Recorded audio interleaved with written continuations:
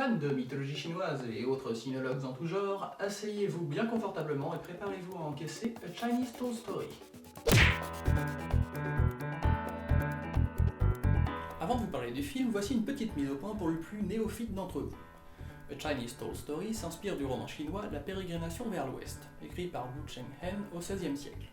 Un récit à succès qui a marqué de son empreinte la littérature de fiction de la Chine pré-moderne. On classe d'ailleurs parmi les 4 livres extraordinaires de la littérature chinoise, avec Au bord de l'eau, Les Trois Royaumes et Le rêve dans le pavillon rouge. Je vais pas vous faire un résumé complet, ça serait beaucoup trop long. Pour faire simple, c'est l'histoire de Tripitaka, un jeune moine parti en quête des préceptes de Bouddha. Préceptes qu'il veut ramener au bercail afin que sur ces terres, tous puissent profiter de la sagesse bouddhiste. Il rencontrera sur sa route 3 démons qui vont l'aider, Zhu Baiji, un démon cochon, Sha Wujin, un démon marin, et Sun Wukong, le roi singe. Ce dernier est aussi le personnage le plus populaire de l'histoire, et rien d'étonnant à ça, puisque le roi singe est un des types les plus rock'n'roll, toute mythologie confondue. Excentrique et irrévérencieux, ce mec a quand même pissé dans la main de Bouddha, et avant ça il avait déjà volé le bâton cerclé d'or au roi dragon, occasionnant d'ailleurs au passage un énorme dérèglement des marées. Et comme si c'était pas suffisant, il a aussi racketté les autres dieux de la mer pour leur prendre un casque, une armure et des bottes. Je le soupçonne aussi d'avoir volé l'argent du déjeuner avant de chier dans les sandwichs. Ajoutez qu'il a quand même atteint l'immortalité 4 fois, bon certes multiplier l'immortalité par 4 ça change pas grand chose, mais il peut tirer des lasers par les yeux. En plus il a inspiré Son Goku. Alors pourquoi il apparaît que 10 putains de minutes dans le film? Et encore, hein, ça en compte dans les passages où il est dans le fond et il faut rien. Enfin bon, passons. Cette histoire a inspiré beaucoup d'œuvres et de personnages dans à peu près tous les médias possibles. Une des plus connues dans le paysage de la pop culture est évidemment la saga d'Akira Toriyama Dragon Ball. Ça, c'était pour vous présenter rapidement le sujet du film. Maintenant, j'aimerais vous présenter aussi Jeffrey Lowe, scénariste, producteur, réalisateur et même acteur, parce qu'au bout d'un moment, pourquoi pas. Il commence en 1985 avec Hong Kong Butcher, que j'adorerais voir, mais qui est super dur à trouver. À présent, il y a plus d'une trentaine de films à son actif. Sa moyenne est de 1 à 3 films par an, ce qui, même pour de la production hongkongaise, reste impressionnant. Il ne s'agit pas de sa première adaptation de La Pérégrination vers l'Ouest. Il avait déjà réalisé 2 films sur le sujet en 1995, A Chinese Odyssey Part 1 Pandora's Box et A Chinese Odyssey Part 2 Cinderella. Une trilogie qu'il a d'ailleurs conclue en 2016 avec A Chinese Odyssey Part 3. Soit 21 ans après les premiers. Comme quoi, faut jamais perdre espoir. Le soleil est éclatant et sur la glace, ça glisse bien.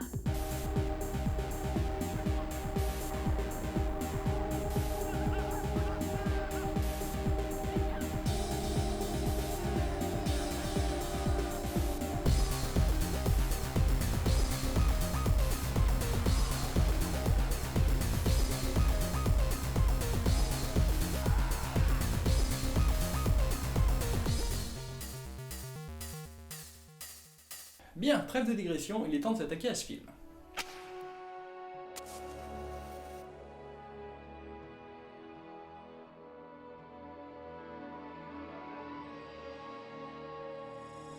On commence avec une magnifique musique, et si elle vous rappelle quelque chose, c'est parce que la BO du film a été composée par Joe Hisaishi. Oui, Joe Miyazaki Kitano Hisaishi, qui a aussi fait la BO de la version restaurée du Mécano de la Générale. Cool, non?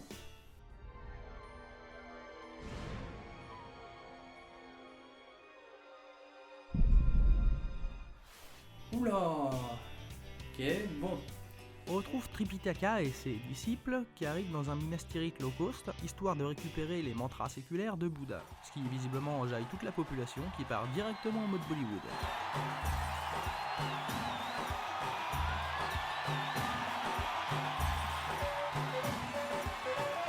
Mais bon, évidemment, l'élément perturbateur vient foutre sa merde.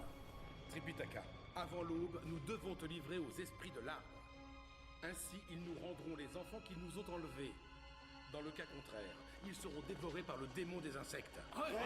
Ok, ça avait quand même beaucoup d'informations sorties de nulle part. Du coup, Tripitaka essaye de raisonner les habitants de Saichi, mais ils ont l'air moyen chauds pour les goûter. Pourquoi vouloir me découper en rondelles si tu trembles? Regarde un peu ce fendoir qui pendouille, c'est pas joli joli. Wukong débarque pour calmer le jeu, ce qui visiblement énerve énormément le mec qui s'occupe des effets spéciaux et qui décide de balancer absolument tout ce qu'il a. Pour la chair de Tripitaka, et je régnerai sur le monde pour l'éternité. Est-ce que je vous ai dit que les effets spéciaux étaient moches? Entre la qualité de la 3D et l'encodage bancal du DVD, j'ai vraiment l'impression de regarder une vidéo de PlayStation 1. Sauf que le film date de 2005. 5 ans après la PS2 et 12 ans après Jurassic Park. La même année, on a eu King Kong et Final Fantasy Advent Children's. Oh, on dirait un vieux screenshot dégueulasse. Bon, promis, j'essaie de pas trop critiquer les effets spéciaux. Je suppose qu'ils avaient un budget plus modeste que pour un gros blockbuster. Attends, écoute-moi. Qu'est-ce qu'il fait? On pourrait chercher une solution à l'amiable. Wukong, qui visiblement commence à en avoir marre de ses conneries, finit par invoquer une armée de lui et attaque l'armée des mouches. Bon, je vous la fais courte, mais sachez que ça implique une tapette à mouche géante et des sprites d'explosion en 2D qu'on nous montre de côté pour une raison obscure. Et puis après ça fait bim bam boum bagarre, montagne qui explose Et Wukong est battu et du coup il décide de... Tu crois m'amadouer avec une énorme barbe à papa? Oh nom de Dieu, mais on n'a pas encore passé le premier quart d'heure. Bon bref, il enroule l'intrigue du film dans sa barbe à papa géante et il l'envoie très très loin en espérant probablement ne jamais la revoir.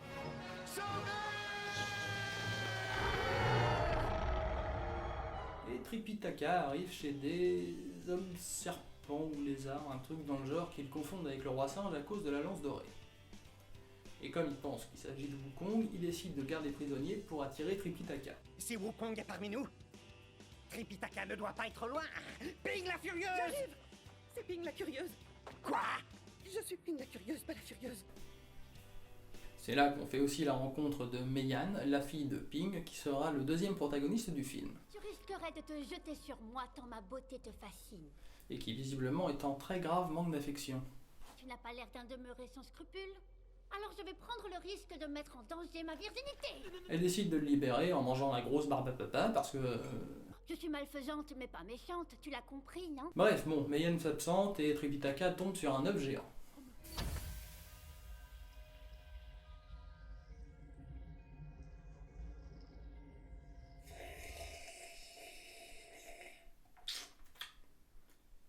Qu'est-ce qui se passe dans ce film?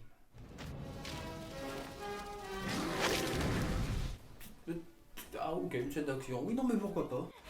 Dis, je t'aimerais 10 000 ans. Je t'aimerais 10 000 ans. Ah oui, alors ça c'est un truc que je vous ai pas encore expliqué.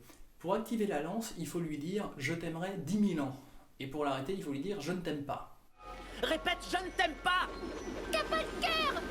Mais en attendant, dehors, c'est la bagarre. Le roi des mouches finit par retrouver Tripitaka, mais au même moment, l'œuf décide de faire ses bagages et de se barrer. Et comme ça reste un méchant très dissipé, il décide de le suivre au lieu de se concentrer sur l'intrigue.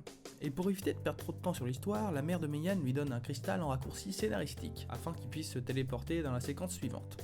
Pendant ce temps, les mouches qui poursuivent l'œuf se font attaquer par les nuages, et finissent par s'arrêter en ayant visiblement marre de courir après l'histoire. Ils arrivent alors sur une plage, ce qui leur permet de faire la rencontre de... Si je m'attendais, ça alors. Chancelier Tortue, ça va? Tout ça, c'est la faute de Wukong. C'est lui le responsable. Il nous a volé la lance des Ocales. Et depuis, tout l'écosystème est déréglé. Le roi dragon est malade, il vomit toute la journée. On a dû se réfugier sur la terre ferme. Pardon, excusez-moi, mon cerveau a bugué l'espace d'un instant. Mais c'est notre lance. Attendez, une seconde. Alors du coup, il rencontre le chancelier qui veut récupérer la lance et Tripitaka lui dit que c'est pas la procédure. Puisqu'il s'agit d'un vol, et j'en conviens sans peine, il faut vous adresser à l'autorité compétente. Et ta mère, elle est compétente. Allez, boum, on attaque les mamans, direct. De toute façon, ce n'est pas moi qui ai la lance, c'est elle. Comment pouvez-vous lui prendre la lance et me tuer? Si vous me tuez, elle ne vous la rendra jamais. Et en me laissant la vie sauve, il n'est pas sûr qu'elle vous la rende. À présent, ma vie dépend d'elle. Exactement. Et si je te tue, c'est parce que le bien et le mal ne font pas de bons amants. Alors que toi, Tortue, moi, Lézard, on est du même monde. Qu'est-ce que tu attends? D'accord, j'y vais. Attends. Allez, tue-le et tue aussi sa mère. Qu'est-ce que je dois tuer, lui ou sa mère? D'abord tu le tues, lui, ensuite tu t'occupes de sa mère. Pourquoi est-ce que je devrais aussi tuer sa mère? Je la connais même pas. Tu vas en fait décider à les buter. Mais je veux pas tuer sa mère, je l'ai jamais vue. Et en plus, je sais même pas où elle habite. C'est vrai que sa maison est pas facile à trouver. Chancelier, est-ce que ça va? Mais qu'est-ce qui se passe, film? Qu'est-ce que tu fais? Qu'est-ce que tu... Je veux te comprendre, Finn. Je veux te comprendre, mais tu es tellement confus que tu viens littéralement de pousser un de tes personnages au suicide. Tripitaka, tu viens de tuer mon chancelier. Mais j'y suis pour rien. Tu es là. Je t'aimerais 10 000 ans.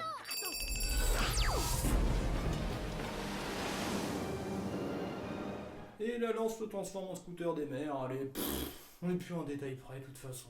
Tripitaka décide d'aller au ciel pour faire face à la justice divine. Et quel meilleur transport que le lance-fusée. Il arrive à la porte du ciel et rentre dans ce qui semble être le purgatoire des effets 3D.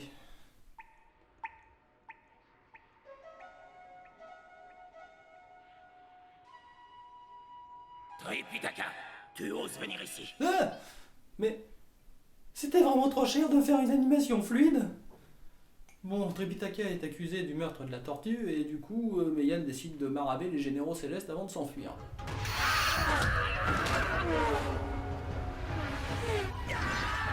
Le chevalier Senzang est mort! Debout, on s'en va. Tripitaka, jamais nous. Et après ce trait d'humour fécal, une séquence émotion. Je fais le bien et toi le mal. Nos chemins divergent. C'est fini? Tu n'as pas de cœur et tu oublies aussi que je t'ai sauvé la vie? Tripitaka en veut à Meian parce qu'elle a tué un chevalier céleste. En même temps, il se battait avec une guitare. Doit-on vraiment lui en tenir rigueur? Et Meian est tellement choquée qu'elle fait une tentative de suicide. Finn. Finn, c'est ton deuxième personnage que tu pousses au suicide. Calme-toi. Bon, Tripitaka la rattrape au dernier moment.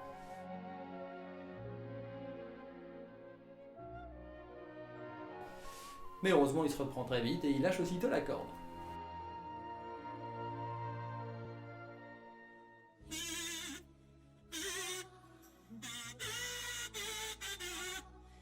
Non, ils survivent. Après l'avoir sauvé, Tripitaka décide d'abandonner Meian, qui réagit de façon intéressante. Je vais lui préparer un succulent dîner végétarien. Suite à ça, on a le droit à une petite séquence émotion pas vraiment touchante, et il finit par retrouver Meian aux prises avec les hommes lézards du début. Et il se propose de se sacrifier pour la sauver. Non mais pour qui tu te prends? Tu crois qu'on va t'obéir, hein? Pour moi, t'es qu'un minable. La seule façon de prouver ta valeur, c'est de passer entre ses jambes. Pourquoi? Elle ne change jamais de sous-vêtements. Personne ne peut résister à une telle puanteur. Je sais vraiment pas ce qui se passe dans la tête du scénariste.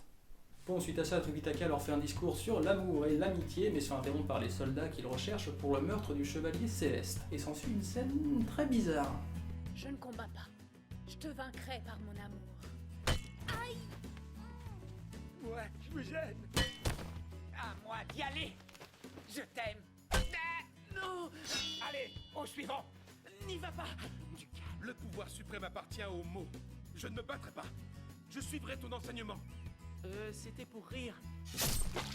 Bon, comme l'amour ça va bien 5 minutes, Tripitaka finit par mettre une peignée au garde pendant que Meian se bat avec l'homme lézard travesti. Mais tout ceci n'était qu'une mise en scène. Ils sont partis. Vous pouvez vous relever. Je sais pas trop pourquoi par contre. Ce qui est sûr, c'est que Meian a un plan. Je lui ai menti, mais c'est pour son bien. J'ai raconté aux autres qu'il avait été intoxiqué et qu'il fallait attendre 1 mois pour le manger. Je prie pour qu'il ne découvre pas la supercherie avant qu'on ait sauvé Wukong avec l'aide de tous. Du coup, Tripitaka passe 1 mois au village des hommes lézards et il se passe des trucs. Ça, des choses... Ça, il s'en passe des choses, hein. Ils en abattent du taf au village. Par contre, ça n'a pas grand chose à voir avec le reste du film. Du coup, on a le droit à une bonne dizaine de minutes de remplissage, et puis on finit par arriver sur ça. Je tisse une toile. Je vais y arriver. Là, ça va marcher, ça va marcher, ça va marcher. Là. Voilà. Tripitaka déguisé en Spider-Man. Et là, vous vous dites sûrement qu'on a atteint le maximum du délire. Vous êtes tellement pas prêts pour la suite. Bon, Tripitaka découvre l'œuf du début, et... Aïe! On a quitté la Terre avant l'âge de glace. Ça fait de moi ton ancêtre. Et si je me retrouve ici, c'est uniquement parce qu'on a eu un problème avec le couloir temporel. Rien de plus. Oui. Vous le sentez arriver là, le point de non-retour? Le moment où vous allez vous retrouver plongé dans les délires du cerveau malade d'un scénariste dérangé? Vous en faites pas, on y arrive. Donc, les villageois découvrent la fille et décident de la lyncher. Mais c'était sans compter sur un retournement de situation qui vient dynamiter le peu de logique qui restait dans le film. Hé, regarde ça.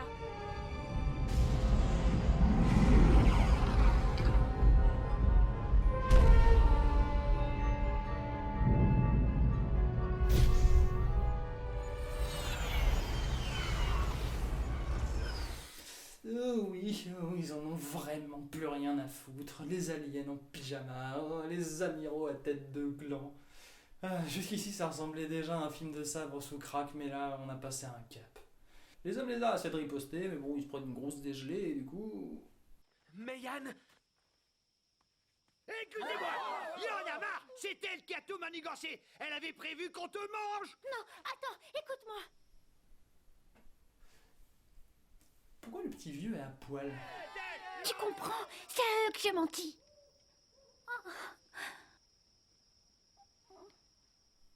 Je suis désolé, hein. Je suis désolé, je n'arrive pas à prendre cette scène au sérieux. Et surtout qu'ensuite, on est censé avoir une grosse séquence émotion. Parce que Tripitaka découvre que Meian lui a menti et il décide de partir. Mais bon, ça arrive juste après les extraterrestres premier prix, ça arrive après les têtes de gland, le vieux à poil, après Spider-Man. Non, c'est impossible de te prendre au sérieux, film. J'y arrive pas. J'essaye, mais j'y arrive pas. Bien, maintenant que Meian vient de se faire larguer par son mec, renié par tout le village, sa mère décide que c'est le bon moment pour lui infliger un traumatisme supplémentaire. Je ne suis pas ta mère. Ma véritable fille est morte peu après sa naissance. Voilà, ça c'est pour ta petite gueule. On apprend en fait que c'est une extraterrestre et que du coup elle a le droit à un lifting, et elle peut parler aux papillons, et puis tant qu'on y est, pourquoi est-ce qu'elle pourrait pas voler, hein? Voilà, des questions? Parce que je vous préviens, j'ai aucune réponse. Bien, je tente une citation et on passe à la suite.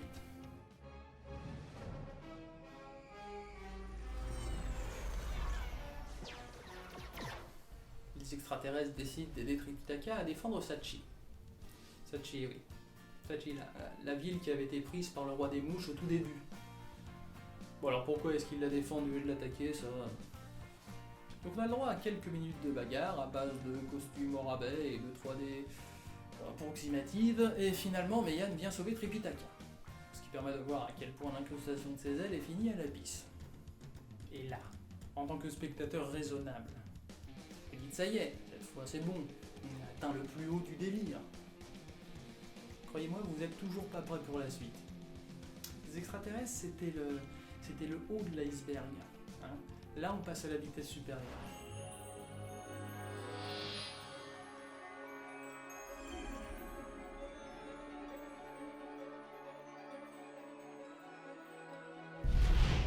Avec son nouveau level up, Meian fait clairement le café. Je sais qu'une partie de ses pouvoirs viennent de la lance, mais pourquoi elle a des ailes alors que les autres se contentent d'un pyjama et d'un flingue en plastique? Donc, du coup, elle dégomme tellement bien les mouches qu'on décide de lui refiler la bombe du jugement dernier. Et voilà, on retrouve Wukong, qui semble d'ailleurs très heureux que le fil rouge l'ait enfin retrouvé. Hello darkness, my old friend. I've come to talk with you again. Et maintenant, place à la bagarre, la vraie. Alors ouvrez bien vos mirettes.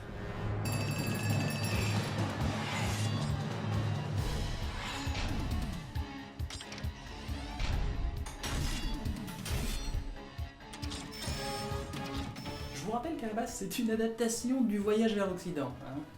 Alors je l'ai pas lu, mais j'ai eu la vague impression qu'il y a eu quelques libertés qui ont été prises avec l'œuvre originale.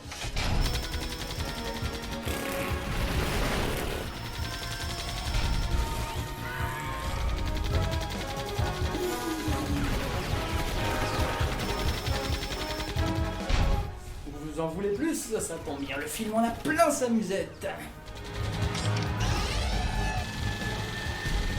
Et c'est pas encore fini.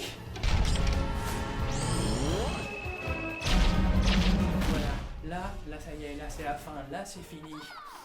La bombe du jugement dernier.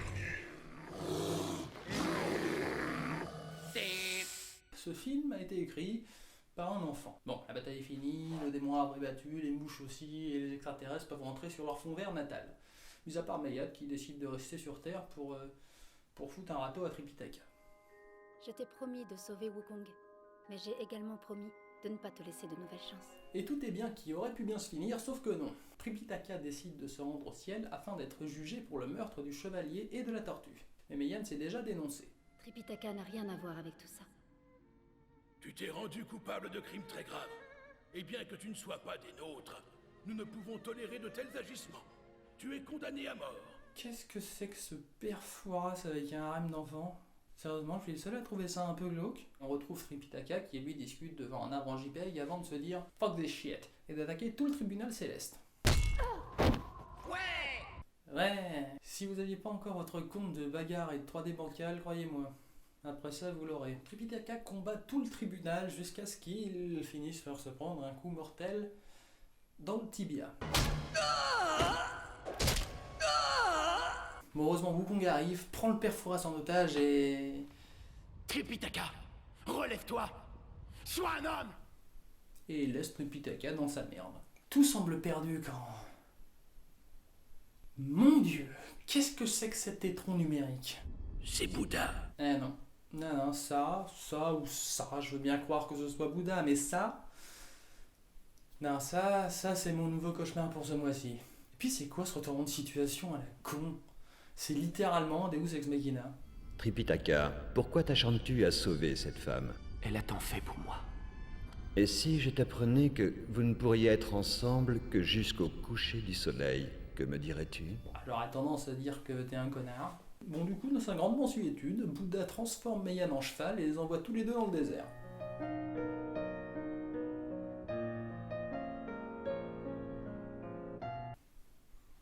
Bouddha est un connard.